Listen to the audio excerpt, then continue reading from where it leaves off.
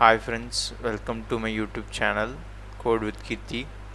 Thank you for all your support that you have shown for me for previous videos.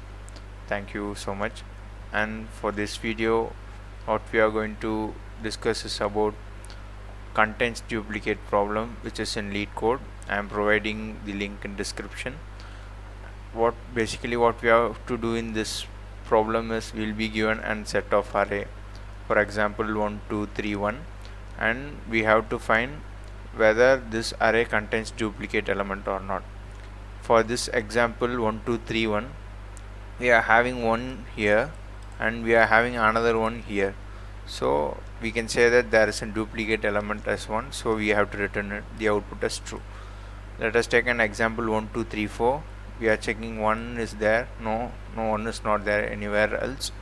2, we are checking 2 is present anywhere else, no 2 is not present in anywhere else, and we will be looping to all the places of the array.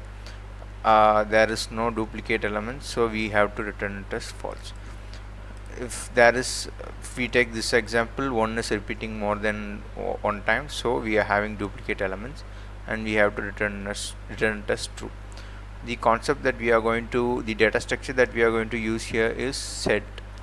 Those who don't know what is set is basically a data structure which is used to find which is used to store only the unique elements. So using that we can achieve this solution. So first I have to declare a set. So set of integer is what I'm going to have. Let us name it as dump is equal to new, that is an hash set.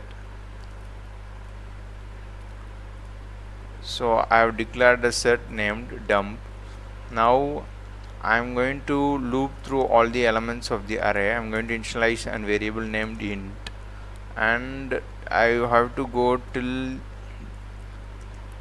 I is less than nums dot length.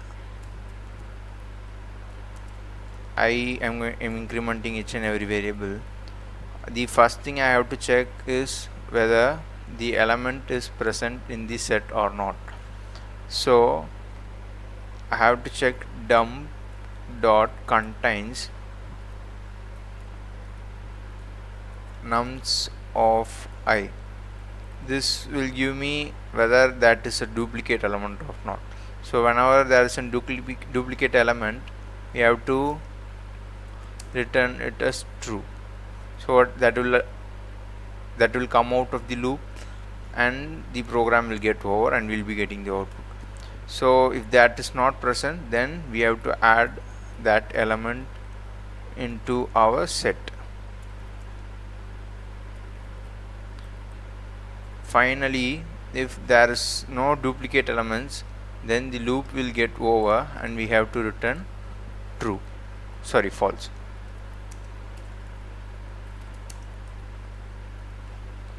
So let us check the output.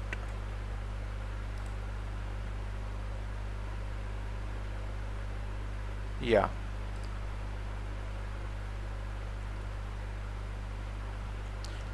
yes, it is accepting all the